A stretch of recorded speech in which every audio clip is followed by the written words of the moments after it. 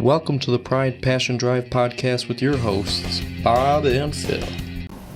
Hey guys, Bob here, Pride Passion Drive podcast. Phil unfortunately can't be with us today, but fortunately, Patrick Marrapese, retired captain from Rochester City Fire Department, is with us. What's going on, Patrick? How are you? I'm doing great, Robert. Appreciate the invite. I appreciate you being here. I see you're enjoying retirement, doing a ton of marathons. I've seen you on Facebook all the time. We are out running a lot. Yeah, I retired last November 2018. Oh, it's already been a year almost. Yeah, Wow. and it's been a whirlwind ever since with grandkids. I work part-time on the side and doing a lot of running and working out, trying to stay healthy. That's great. It's almost a year down. Do you miss it? Do you? Obviously, a lot of people always say they got the itch. They wish they didn't, but they're glad they did. Well, it's tricky because I loved my job. 28 years I did. I always thought I would do 30 or 35 years. But towards the end, I was getting tired. I was getting worn down. And it just felt like it was time to go. So I miss the guys. And every now and then I'll hear about a call that came in and I'll think, boy, I do miss the challenge of it sometimes. But unfortunately, it's like athletes wish they could be their best into their 60s. None of them can. Time catches up with everyone, and so I just felt like I was close to retirement anyways. And so I thought I've essentially made a decision that was best for my health. Nothing that we do on the line, especially if you're at a busy company, is great for your health. And I thought, I'm close financially, I can afford to go. And I'm going to get out while I'm pretty sure I still have my health, and I'll try and get an extra couple years. So a lot of it was based on, obviously, being able to be financially stable, but also trying to get out with my health. I was lucky enough never to have a serious injury. And as far as I know, I have my health, and so I got out a little earlier than I planned on it. But I felt like I was ready. I was tired. That's not always a bad thing. There's always kind of a running joke, but kind of serious, is, you want to get out what you put in. So if you put 28 in, you want to get 28 out afterwards. So yes. So yeah, that's always good.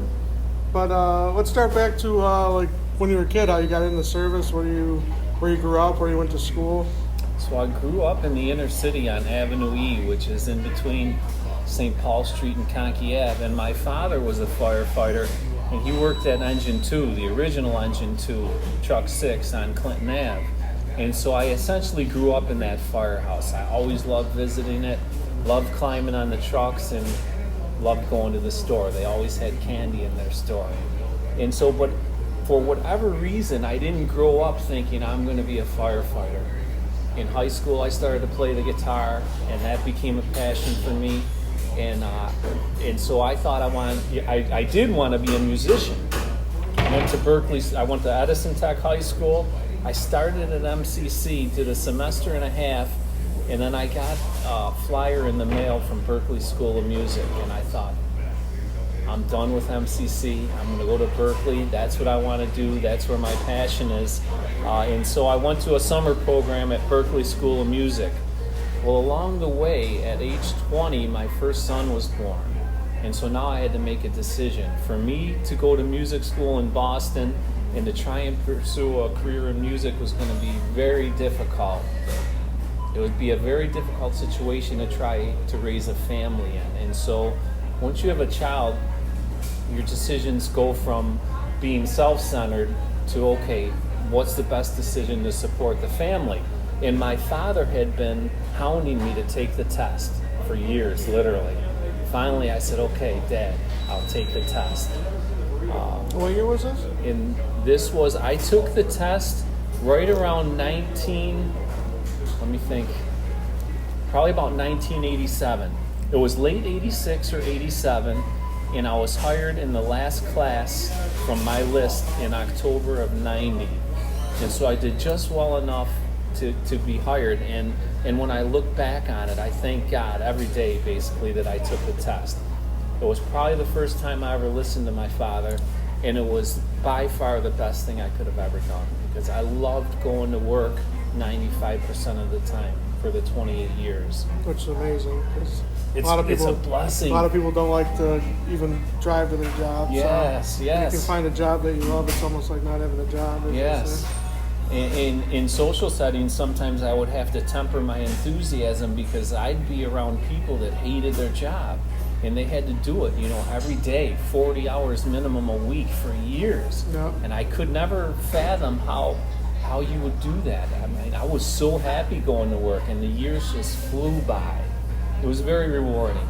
You work with a great bunch of guys and girls, and then every time you roll out the door, your goal is to try and help someone, to try and make a bad situation a little better.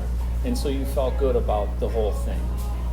So once you took the test and you're glad you listened to your father, now you're in it, you're loving it.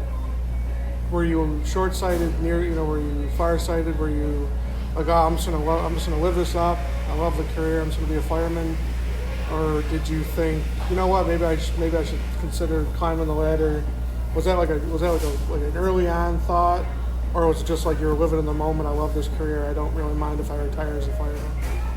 Well, it's funny because when you go through the academy, obviously you learn a lot. I had no firefighting experience. I wasn't a volunteer. Other than my father was a firefighter, I had no practical experience. And so towards the end of the academy, you start to gain a little bit of confidence. You've learned a ton, you've done a ton of evolutions, and you start to feel like you're doing pretty good. And so I thought, maybe someday I could be a lieutenant. But like I said, I had children at a young age, and as they grew up, I got into coaching, and that took a lot of my time. And so I never prepared. I started taking promotional exams around 4 years on the job, but I never studied. I never really put aside the time to study. All my time was going to the kids. I was coaching 2, sometimes 3 hockey teams at a time.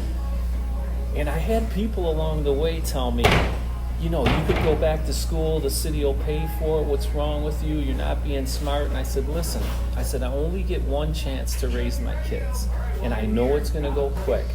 And if I try and throw school on top of everything else I'm doing right now, I know that it's going to be too much. I'm going to get stressed. I'm going to start yelling at them for things that I normally wouldn't yell about. And I said, there's a time and place for everything, and right now I'm just going to focus on my kids. So in the back of my mind, I always did aspire to be an officer, but I never really put in the time or effort to study for the exams. And so when the kids got into high school, at that point I wasn't coaching them anymore. They no longer needed or wanted as much of my time. In all the years I coached them, I always told them, you give 100%. Okay, you give 100. When you give 100%, you're going to show progress no matter what. You might not always win every game, but you're going to show progress. And then you can always be proud of your effort. And I thought, I've always taught that. And I've always said I want to be a lieutenant, but I've never really given it 100%. So now that they were in high school, I wasn't coaching, they didn't need or want as much of my time, I enrolled in a class at MCC, which is where you and I met. Yeah, it was back in 08, 09 we met. I was going for fire protection myself. Yep. And that's where we met about 11, 12 years ago now. Grateful for that because I consider you a good friend. Me too. And so then I studied hard for a year, literally, hour a day, sometimes more, sometimes a little less. But I got after it. And then when I took the test, between the hard work and a bit of luck, I did just well enough to get promoted. And it's a kind of funny because when I was hired off I was the last class of my list. When I made lieutenant, I was in the last round of promotions before the list expired, and when I made captain, I was the last captain made before the list expired. So I barely made it all the way through my career, but I made it. Yeah. And it was a testament to the hard work. I really, I got after it. I had a lot of hours in the books, and really, if you want to get promoted, it's a combination of obtaining practical experience, which is responding to calls and learning your trade, but you really have to get into the books and do reading. You can't count on luck that shouldn't be your go-to. Yeah. Hard work and luck together oftentimes leads to success. What also was nice, because when I had met you, I was 18, 19, and I was just starting fire protection technology at MCC to get a degree. And here you are, you're 20 years in or 18 years into your career. So it's kind of like you're going to MCC, and everyone can always learn something. But for you, it was kind of like, it was almost, the way you did it was almost better, because you've got all this career experience, went back to college, now you're just being taught a lot of what you probably knew or could teach, just to, but it's still better to your career. Well, it worked for me, and certainly I learned a lot, because no matter how much experience you have, I mean, you should never fall into the trap of thinking, oh, I know it all, because there's always something new you can learn, and you might learn it from the rookie. I mean, you never know where something new will come to you from. And so that worked for me. That was right for me. And part of me wanted to go back and say, hey, see, I told you there's a time and place for everything. Yeah. And I waited for the right time, and it all just worked out. With a lot of hard work and a little luck, things worked out well. Yeah, there was a time I didn't see you there. I'd see you on call sometimes, or see postings, or see you in passing, but it seems like you went from lieutenant to captain, like relatively, time's a blur. The last 10 years we've known each other, it seems like yesterday, but it just seems like you it was kind of like, when you went from lieutenant to captain, were you still in the mindset, I'm doing 30 to 35? And yes. Then so you get captain, and then it's kind of just like, I just really need to, this is the perfect time. I got to kind of live my life and do some things I like to do.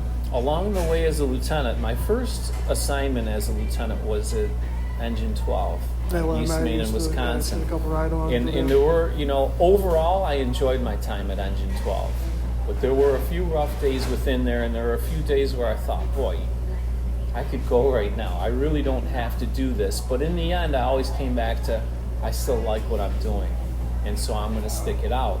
And then I wound up getting a transfer to Engine 16 on Hudson Ave, and that was the best crew I ever worked with. I mean, they were one of the best engine crews in the city.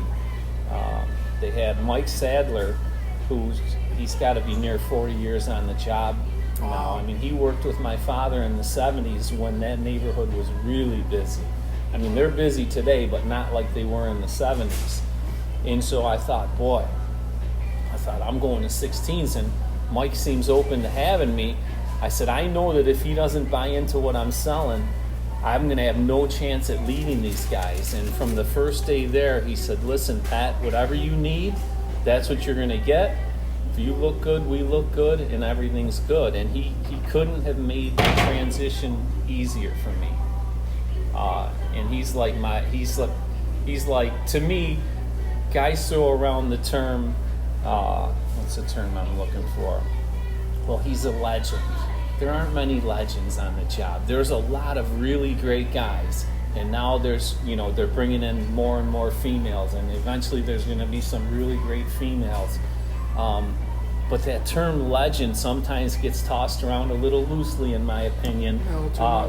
But when it comes to Mike Sadler, no, that guy's a legend. He's been on Hudson Ave for almost 40 years. He's done it. The guy never complained.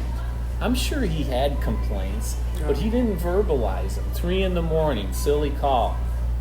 Mike just gets to the truck, gets on the truck. You never know that in his head he might be thinking, this is ridiculous, because he didn't show it. He never sat around the coffee table and was a poor example for the young guys. He didn't spew venom. He didn't complain about things that he didn't like. He just came into work every single day, and when the tone went off, got on the truck and did the best of his ability. And I always respected that immensely. Yeah, it seems like a great recipe to work for over 40 years. Yeah, and so it was very bittersweet when I made captain, because I knew I'd never have a crew like that again. But one thing my father said prior to passing was that his one regret was that he never studied to make lieutenant, because he would have had that money in his pension for the rest of his life. he was having so much fun at Engine 2 on Clinton Ave that he didn't care if he got promoted. But in retirement, when he looked back, he was a little disappointed that he didn't put the time in, because obviously once you're gone, it's an odd thing when you retire, you kind of separate from the bunch.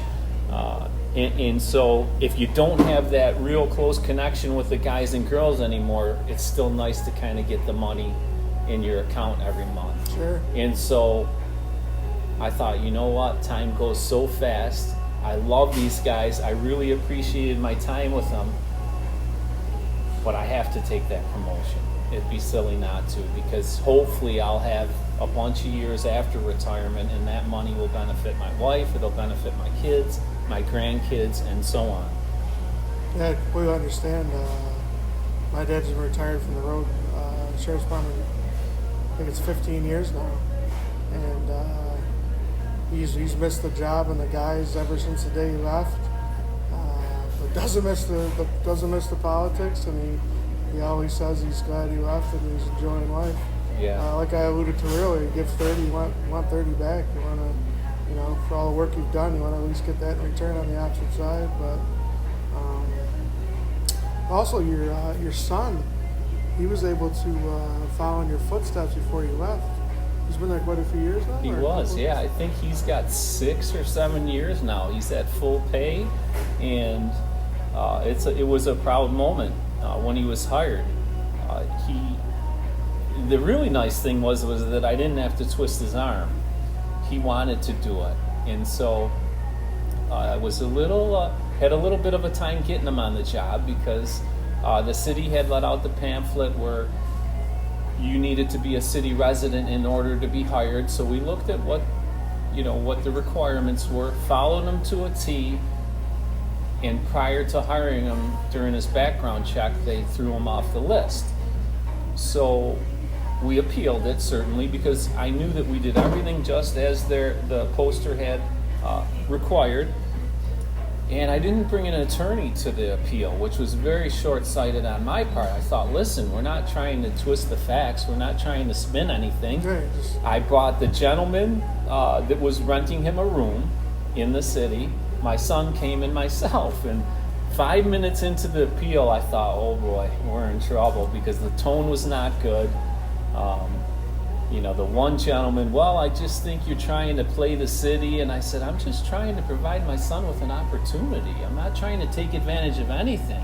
And it was a little bothersome, because for 28 years, I went to work when I was sick. I went to work and worked through injuries. Now, I'm not saying that was the right thing to do, but that's what I did. I never took advantage of a single thing. And so it was quite insulting to listen to this gentleman tell me I'm trying to take advantage. I said, no, I'm not. I'm just trying to provide my son with an opportunity. So when we went out, after the hearing was over, we stepped outside, and I'll never forget it. Josh Bergeron, he's on the job. He's a newly made lieutenant. That's where Brett was living. He looked at me and he went, whew, that didn't go so well. And it was hilarious the way he said it. He was absolutely correct. And I thought, boy, what's next? And so sure enough, we got the letter that said, you're still denied. And so I called an attorney. We took all the information into him. He says, I think you have a great case. It's ridiculous that the city treats people like this. And so we hired him. And in the end, we won. They put him back on the list, and he was hired. And he loves the job now. That's so he's great. Third generation. That's great. So we had my father, then we had me who took it because I thought, okay, it'll benefit my family, and then we had him who wanted to take it. Well, it kind of debunks a lot of society's preconceptions of legacy hires or kids getting hired. That kind of debunks that, how easy it is. Oh, people just get their son right in, and people just it's. I mean, maybe in the 70s or maybe in the 60s or 80s even, but even then, it's Yes. not like that. People don't understand that you just don't get your relative or son or daughter just into these things. They have to do the work. They do have, yes. It's a huge misconception I've always I've always just kind of been like, what are you talking about? Even if, a parent has a magic wand, guess what? You still have to be reachable on the test, and you still have to go to the academy, and you still have to pass the academy. I mean, even if a parent does help, there's not much that once you're in that they can do for you. Yeah. So it's kind of a weird story, but it's normal. It's a good thing for people to understand that you have to do the work and you have to follow the rules, and there's no. And you do. And when Brett was in the academy, we didn't talk a lot, but there was one day that he called me and he was making it sound like he was, they were really getting on him. And I said, listen, Brett, here's the thing. I said, in the academy, all the evolutions are controlled. So there's a very little amount of risk to doing an evolution in the academy, other than maybe you hurt your shoulder or something like that. The risk is not high. I said, they have to find ways to introduce you to stress to see how you'll respond, because when you get out on the line, you never know what you're going to run into, and you're going to have to be able to remain calm, and you're going to have to be able to work your way through it. So in the academy, they have different ways of trying to stress you out to see how you're going to respond to it. So I said, just listen to what they're saying, know your task, perform your task, and you'll be fine. And one day I was at one of the benevolent balls, and I was speaking to one of the officers that was running the academy, and he made it sound like, he's doing okay, but he's struggling a little. And I said, listen, he's got to make it on his own. I said, if he doesn't make the cut, then just let him go. I mean, because I would rather love him working at a pizza shop for the next 40 years than lose him because he got on the job and he shouldn't have been there. So you make sure he makes it. He either earns it or, he goes. And luckily he made it. And so his first day on the job, I remember calling my sister, and I was like panicking. I'm like, holy shit, what did I do? I never should have told him to take the test. What if something happens to him? And it was odd because I didn't feel that fear for myself. I didn't feel that fear for my crew. But all of a sudden, I'm like crapping my pants, and I'm thinking, what if he catches a call and, when you said something horrible happens? When you said you didn't have to twist your son's arm to take it, I'm thinking to myself, my dad and all the cops and firefighters I've ever known have told their sons and daughters, don't do it. Don't do what I did. So it's kind of odd for you to, you're one of the outliers that said, I didn't have to twist his arm. He went and did it. Well, but what you have to remember, Robert, is we were on the fire side, not the police side. If I was a police officer, I might have told them run the other way. There's the old joke of what do all firefighters and police officers have in common? They all wish they were firefighters. So it's a little different, but and so my sister's like, relax, it's going to be okay. Dad used to say the same things about you. And so then he caught a fire and he told me about it. And then he caught a couple more fires. He kept catching fires, and I'm sitting there doing nothing. And so then all of a sudden he was like one of the guys, and I didn't worry anymore. Not that I didn't care, but he got through a few fires. We talked about it. He told me what he did and what he was thinking. And eventually I was okay, but that first night I was crapping my pants. I'm like, I shouldn't have had him take the test. This could be horrible. Yeah. So in the end, it all worked out, and he loves the job, and I'm grateful for the career I had, which went by like that. Yeah. For whatever reason, as a in my 20s, I was well aware of how quick life was going to go, which is why with my kids I did things the way I did. I'm sure I made mistakes along the way, but I gave them as much time, care, and love as I could, because I didn't want to get to a point where they were grown and I look back and say, boy, I wish I would have spent more time, because once it's gone, you can't get it back. And so I've been blessed in every way, to say the least. Yeah, that's awesome. Yeah. Yeah, just to think about, it's wild, like I said, for me to know only 11 years, so yeah, a 30-year career. A 30-year career, or almost half, but at least a third. Yeah, I was a firefighter when you met me, so. It's right? Actually, no. I was think I a you lieutenant? had just got engine 12 because I was doing I did a couple ride-alongs with you. All right. And you had just, I think, made it around the time I met you. Well, it had to be like right then, because when I started, the first class I took was building construction with Bob Rink, and I was still working at Broad and Allen then. And so then it was within the next year, probably within a year or two of that is when I got made. So you're right, I probably met you just after I got made. From the blink of an eye. Just that quick. I can remember sitting at, Java's, drinking coffee, studying. Yeah. Remember running through MCC? Running the halls MCC. We'd be there so early no one was there. Let's go for a run, okay? Yeah. Let's do it.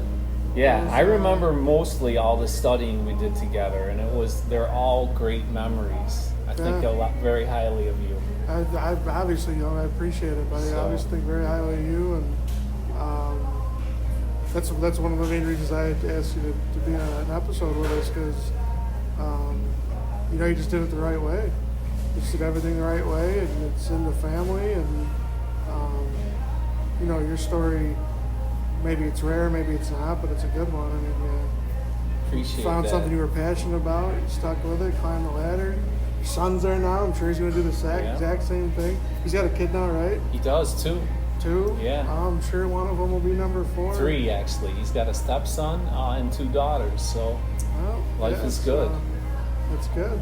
Even more reason for you to retire, right? Spend some time with them. Yeah.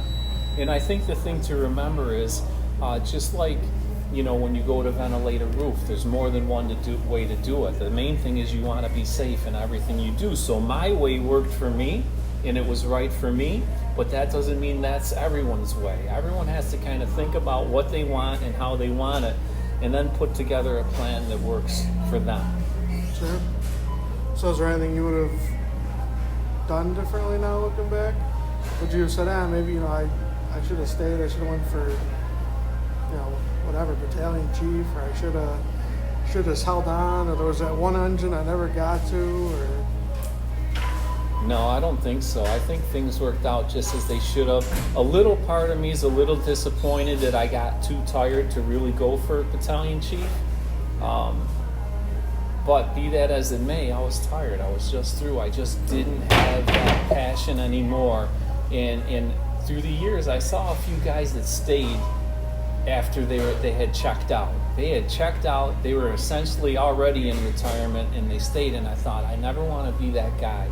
When the time comes that I feel like I want to be done, I need to just step out the door and make a spot for the next person. And so that's what I did. I just didn't. So a little part of me is a tiny bit disappointed that I didn't have enough to stick around and really put the effort in for the last battalion chief's exam, but I just didn't have it in my heart. And so I thought, I'm good. I did well enough. I have very few, and that's not even a regret. It's just part of me thinks you probably could have done it if you really wanted it. But in the end, I didn't. I thought, I don't want to do that. I don't want to stand out front in 10 degrees, sub-zero wind chill, in worrying about the guys and girls. I've had enough, essentially. Yeah, and so smart. I'll make a few spots, Yeah, because if you check out, once you check out, not only is it not good for your health, but it's dangerous. It's not safe, If you're just thinking, I got 105 days to retirement, I got 104 days, and someone, May Day's going on, and you're just like, I gotta get out of here. Yeah. It's a bad recipe. So, that's good then. I mean, if you lived your career, that's really the only, regret, kind of not regret, like you said. That's good then. Not really. No, I'm blessed. My God, what a job. So your son's got 6 years on. What's he thinking? Just liking where he's at right now, or how long do you even have to be to really start considering promotions, or I don't know if it's 4 years or 5 years now that you need to take the first exam, your first promotional exam. He could have took the last one. Some of his classmates did, but he didn't. He just wants to gain some experience. Yeah, I was gonna say, it seems like just such a short period of time. Yes, it's to even consider leading tricky. Other people, especially when you consider you might be leading people twice your age with 30 years on the job. I mean, not saying that people can't do it, or that someone might not be just a wizard with their craft, but wow, 4 years, that just seems like a baby. It is very young. Some guys have made the transition and done very well. Others maybe not so much. but again, it's a personal choice, and he wasn't really ready to take it. And when the day comes the day will either come where he feels like it's something he would aspire to. At that point, I'd suggest he hit the books and start studying and really put the effort in, or he may decide that he's fine being a firefighter. And let me tell you, officers depend on solid firefighters. I mean, that's what makes it an officer. A good crew will make an officer look good every single time. Yeah. So there's no pride lost in being a rock solid firefighter. I mean, those are the guys and girls that really get the work done. So, the other misconception of firefighters that we maybe can help some people out with is that you guys pretty much just sit around the fire hall all day, drinking coffee, maybe cooking, but you guys do a lot more than that, right? I mean, I know every department's different, every engine, every company, but you just you work out, there's chores, there's training. Yeah. And a lot of times there's no downtime. I mean, sometimes you get a little break, but that's one of the common misconceptions. I think it is. Certainly there are responsibilities. It starts with housework, which starts anytime in between 8:30 and 9, where you clean the firehouse and you check the rig and make sure everything's okay with the rig. And during the summer, you're doing building inspections, and in the spring, you're checking fire hydrants. And training obviously is critical, and so there's plenty for guys and girls to do. Every firehouse has a workout room. Some of them get used more than others. And I think that having some downtime is important. You don't want your guys and girls to be stressed all the time. I always wanted my crew to start calm. I didn't want to stress them out in the firehouse. That was never my intent, because I wanted them to stay calm, because when you roll out the door, you never know what you're going to face. And so a little downtime is okay, because again, you really never know when the next call's coming, and you never know what the next call's going to entail, what you're going to have to deal with, what you might see. And so it's tricky finding the right balance, but to think that they just sit around and joke and all Which the I time, think nowadays that's a lot of part people, of it, yeah. but it's a small part of it. There's a lot more that they're responsible for, and just being responsible to be trained up to mitigate the emergencies safely is quite a job in itself. So, Sure. Yeah, I mean, I don't think that's a huge misconception still, but a lot of society, that's what people may think. So I just want to touch on that I know firsthand that it's not drinking coffee waiting for calls all day. You used to train a lot with your guys, or go up to the academy and do some evolutions, and I mean, that's not a normal 9-to-5 job. no. Let's say you work at an office building. Well, you have someone that's cleaning the building, cleaning the bathrooms, and you have someone that's doing a different job, and meanwhile you guys are like firefighters and EMTs, but you're cleaning your office and your home, or the firehouse. You're cleaning your own bathroom. You're kind of like doing all the jobs. You're testing the fire hydrants. You're doing the building inspection. It's not like you just don't fight fire. You just don't fight fires. It's like you actually do everything. So, which I think a lot of people don't understand either. Their one-track mind, they think, you just you fight fires and you go to college. That's all you do. But there's a lot to fill a day. Yeah, and sometimes there's the negative perception of when civilians see us maybe shopping at the grocery store for lunch or dinner, and my response always would be, listen, when we're shopping, we're on duty. Number one, every time we go out the door, we interface with the public, and we try and, certainly we always act professional, and we try and make every experience a decent one. And so when anytime they're there picking up lunch or dinner, whatever it may be, they're on call. Call comes in, you set everything aside, you respond. And we're picking up a lunch or dinner that we may or may not have time to prepare, and we may or may not be able to sit down and eat at dinner time. Nothing's guaranteed. We don't have we consider noon lunchtime and 6 dinner time, but that could all be changed in an instant. We eat when we can, and so That's a common complaint from civilians. Oh, look at them, all they're doing is shopping. And it's like, no, it's not all we're doing, but we do have to eat. Yeah, that's another misconception that, like, cops and firemen and EMTs kind of just go. What are you doing taking a break? Or what are you doing eating lunch? It's like, well, they're human. They got to fuel up. They got to, And I always liked the fact that, we broke bread together. That was always very important to me. When I got my first assignment to Engine 12 as an officer, it was one of the first things we talked about. I thought it's important for us to eat together. We're a crew. We're going to be working together. Essentially, our lives are going to be in each other's hands. And I would appreciate if we ate together. It's definitely one of the differences between all the emergency services is that, police back each other up. They usually don't ride two to a car. There's two people on an ambulance, and they're at the base sometimes. Sometimes it might be commercial EMS and around a corner sitting in the front of an ambulance. With fire, you guys are always together. At least 4 people, if not more. Yeah. And you live together, and you sleep in the same area, and you take care of the same building.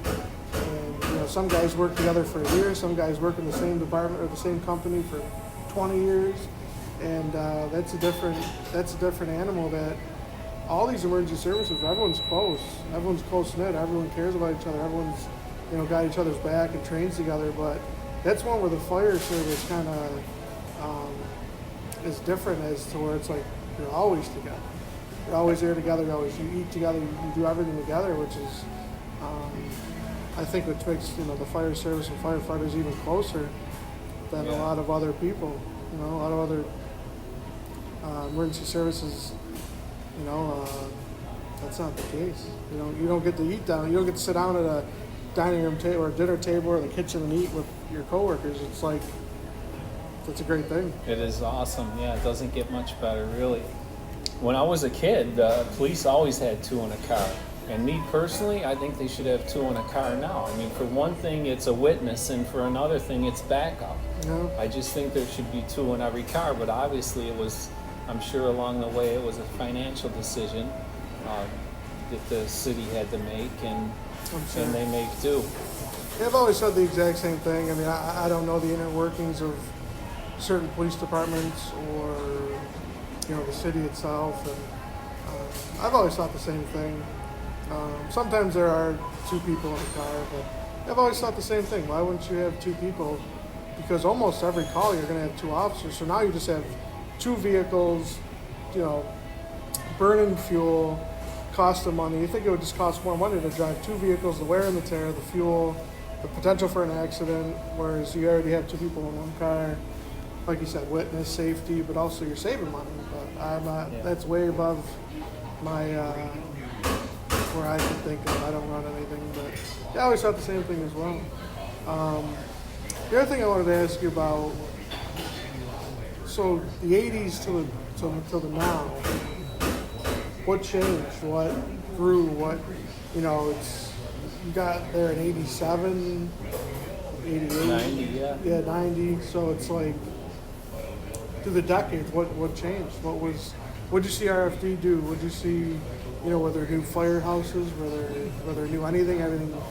Well, I think the city did pretty well with keeping us up to date with our equipment. So some of our equipment changed. I'm trying to think from 90 on. You weren't at the point, yeah. You weren't so far back where you actually never had masks or anything, right? Like you always had SCBA. Yes, and we always wore them. Okay, yeah, you weren't. Almost you weren't always. There's a story there, but we almost always wore them. And so we weren't like the guys from the 70s where they kept the masks in a suitcase on the rig and they didn't often grab them. No, I never would have made it in those Smoking days. Cigarettes, putting out the fire. Yeah, no, I wouldn't have made it in those days. The heroin epidemic was something that came along, and us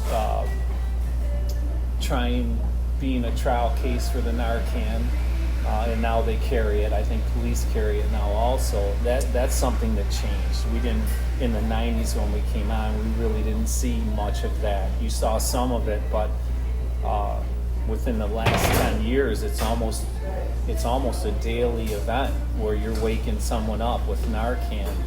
and sometimes you're waking the same person up more than once. You know, they overdose, you wake them up, they go to the hospital, they come home, and pretty soon you get to know this person, and they've become so comfortable with the fact that someone will administer Narcan and they'll be fine, so they're not even afraid.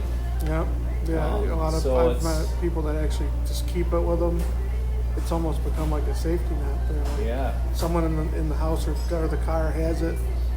And, scary. It's very scary, and I can attest to the multiple. You know, we used to have shifts, 12-hour shifts from 7P to 7A years and years ago when I worked. And you'd go and you'd Narcan a person 3 times. They'd keep checking out of the hospital AMA, and you'd go right back. And you know, it's kind of a tax on the resources, and it's a tax on everything. It's a tax on everyone involved. And that's wild. It's wild. But RFD always gave you proper equipment, always A+. For the most part, I feel like they kept us well protected, well trained, well equipped. Thankful for all of that. You must have saw some technological advances over the years. Certainly there were some. I'm trying to think if there's any that really stand out. Not a lot. I mean, with high-rise firefighting a few years ago, they went to 2.5-inch hose line for a tack line, and it's been there's been a lot of talk about it because for the most part, 1 3/4, well, it's easier to move, it's easier to get to the seat of the fire, and 95% of the time it's going to be effective. You know, in the one case where you had a high volume of fire or maybe a wind-driven fire, that's when you're really going to wish you had the larger diameter hose because you get more gallons per minute at a lower pressure. So if there's any kind of pressure issues with water supply or anything like that, you have the larger hose, you're going to be better protected. But you go back and forth. I mean, it's a tough thing.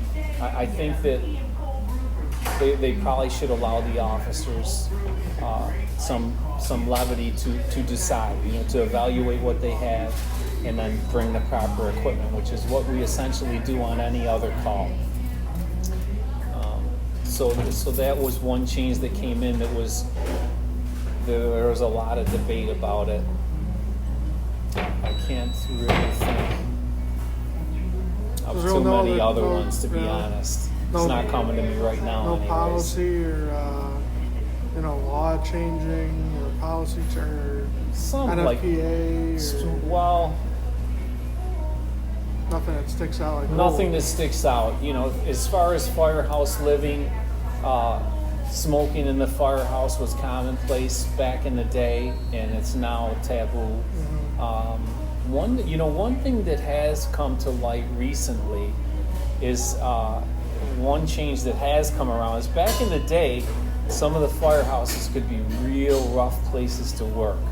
I mean, guys were rough. If they'd find a weakness in you, and they would just beat you until you couldn't take it anymore. Not physically beat you, but they would bully you essentially. I don't want to use the term bully. We used to break each other's chops. Well, one of the latest initiatives across the country in the fire department is addressing the bullying and trying to curtail it and trying to end it. And it's like they used to say when we came out of the academy, if they're not breaking your chops, they don't like you. But that's a bad thing. So if they're breaking your chops, deal with it, type of thing. So that's the simplistic way. Just deal with it. Some people can and some people can't. So that's one change that has kind of eased its way in. And not only that, but also the introduction of more and more female firefighters. You've got firehouses where essentially we all slept in the same bunk room. Used to be open, no dividers in between the bunks. You'd have 4 to 6 bunks in a bunk room, and we'd all sleep in there. Well, then they went to putting dividers up, and now they're looking at any new firehouse will have separate quarters, separate bathrooms, and all of that. Yeah. So that's another big change that's come down the line. And it's like, I don't know what's right or wrong. If someone needs the separation to be comfortable, that's fine. But in the end, we're here. I mean, we're going to roll out the door on who knows what. Our lives may be in each other's hands. Are we really going to worry about waking up and getting out of bed and getting dressed and going to the rig. Yeah. I'm sure that's a hot topic. So that's a change that the city's adjusting very slowly to, trying to make the firehouses gender appropriate. Meanwhile, you have public trying to say everyone should use the same bathroom, blah blah blah. So there's sort of a bit of a contradiction going on there. That's kind of And I can't tell you what's right or wrong. I don't know. I don't have the answer for that. Yeah, I'm sure they'll figure it out. But that's a big change. Yeah, because they're hiring more and more and more females. Yeah, I didn't think about that. So the culture in the firehouse is really changing, and the whole bullying thing is a big thing. It's not as bad as it used to be, but it used to at times be pretty rough. I can imagine. Especially some of the old timers. Yeah. Sometimes it was physical. Like guys I used to work with at Broad and Allen used to say they used to get beat on. I never got beat on physically. Emotionally, yeah. And there were some rough days, but that's wild. You grind through it and you just be the best you can be, and eventually it all kind of comes around. But they don't really want the bullying anymore. They don't, they're worried about lawsuits and things like that. Yeah, of course. So different times. I think you got to find a balance. I think it's okay to check people a little bit every now and then. Yeah, I mean, just the extent. What was it? It should never really be personal, right? Is it malicious, or you guys just mess around where you're that close and trying to get through the day? Yeah, if it's personal, that's kind of malicious, and there's really no place for that. And we used to say you never mess with people's goods. Never my food. Don't mess with my food. Yeah. Well, then obviously you were working post 9/11 when 9/11 was happening. Yeah.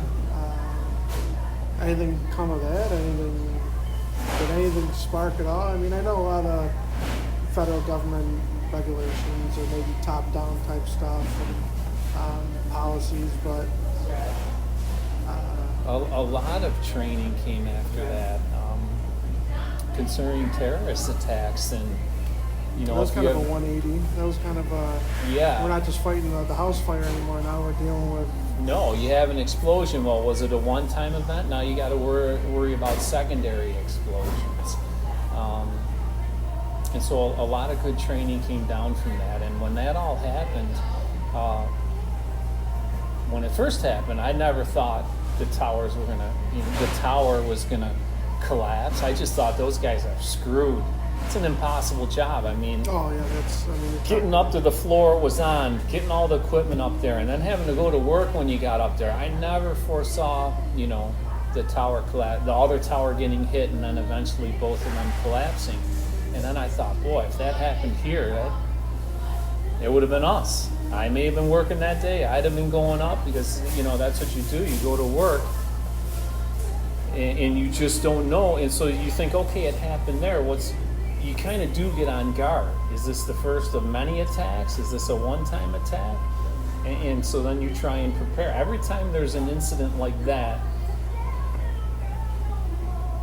you kind of step your preparations up a little more moving forward. Because who could foresee something like that happening? I couldn't have. I don't think anybody could have. But then when it happens, you realize, holy shit, how are we going to address this? How are we going to prepare ourselves and our members for this moving forward? Yeah, when I saw your Facebook post actually the other day, I guess I just never really thought about it in that aspect that when you first saw it, it was kind of just like, oh, they're screwed. I didn't really, because when you go into a fire or a scene or emergency job, you know that bad things can happen or that you could get killed. But you go in to put the house fire out or to save someone or whatever the case may be. But so when you think like that all the time, but then you see an incident like that happen, like with the World Trade Centers, it's kind of like, I didn't think like that, but you had that career, so your instant thought was, well, they're just going to do it the best they can. Yeah, but it's a tough job. It's a tough job. Yeah. And I didn't think, oh, they're going to die. I just thought, oh, shit.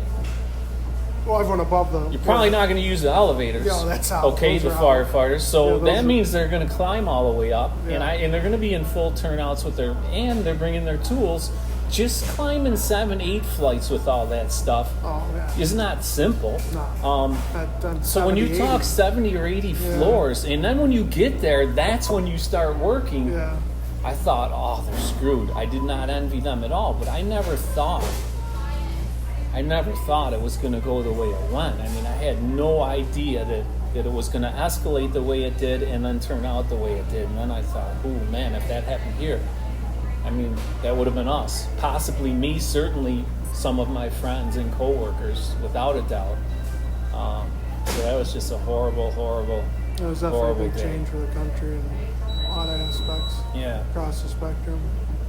And so kind of getting back to what we were talking about a little while ago on public perception and things like that. Sometimes, like me, I retired fairly young. Sometimes people look at me funny, oh, you're retired, and not everyone has pensions. A lot of jobs these days don't. And sometimes people look at me kind of funny and they'll have a tone. And in my head, I'm thinking, listen, yeah, I do. I've been blessed to have a job that if you survive, you wind up retiring with a great pension. But I once told a classmate of mine, I'm like, listen, he made a comment about, oh, you and your cushy life, and I thought, there's not a section of the city I can drive through and not have some horrific picture in my head. Mm-hmm. Now, those pictures don't paralyze me, but they're always there. Drive through a certain neighborhood, I got visions of bad, really horrific things that nobody wants to see. Yep. And so, what you see as cushy, I'm very thankful for what I have, but there was a price that was paid for that. They only think monetary, financial. I didn't sit in the firehouse for 28 years and see nothing, and now I'm, living off the government or however you seem to see it. I mean, there was a price that was paid, and literally there's very few neighborhoods in the city that I can drive through without a horrible picture coming up. Thankfully, it doesn't paralyze me. It just is what it is. We did the best we could do every time we went out, and you survive it. But I couldn't agree more. I've heard that back when I was in EMS, or just in general through the public. It's just ignorance. It's just why are we giving them all this money? Or the other one I've heard is I don't mind paying them a lot while they're doing the job, but afterwards, and it's kind of like, well, a lot of the guys now and girls are putting into it. It's not like they just are getting it. They're putting money into it to get it. And the other thing is that a lot of people just don't understand is, it's, you don't want 60 and 70-year-old cops, and you don't want 60 and 70-year-old firemen.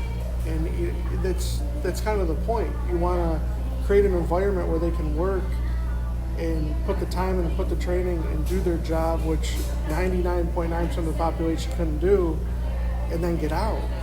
You don't want a 70-year-old on the attack line, or even driving a fire truck maybe, and you don't want the 70-year-old that can't chase down a perp. It's like you want these guys to be able to get out for the fresh generation to come in and do their 20 or do their 30. Yeah. And a lot of people don't understand that. A lot of southern states don't even have pensions. They get $30,000 a year, and guess what? You ever see Live PD, or you ever see some of these shows or the news? It's like, oh, that guy's 75 years old. Yeah. It's like, oh yeah, I've got 45 years, and it's like, Jesus, who are you? You got to give them some incentive for what they've done in their lives. Like you said, what you've seen, what you have to live with, which people just don't. People just can't comprehend. People can't comprehend. Yeah. Stuff like that, so I can't agree more. It's a good point. Yeah, I wouldn't trade it for anything.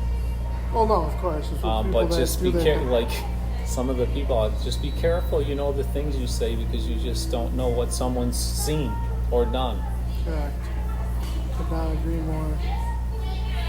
Well, Pat, Captain, I appreciate it. Almost a year retired. I wish you 100 years more of great retirement with your wife and family, and future generation firefighter Marrapeses, and Yeah, man, I appreciate it. Good to Thank see you. you. Thanks Well, very much for having me on here. Yeah, I we'll have appreciate that. I appreciate it more than you know, and I appreciate everything you did, and our college time together, and glad we met. So yeah, I appreciate everything, and guys, hopefully Phil will be with us next week. He will be. I'm just kidding. But make sure you tune in every Tuesday. We'll have great stories and great people we're with. Have a good day, people.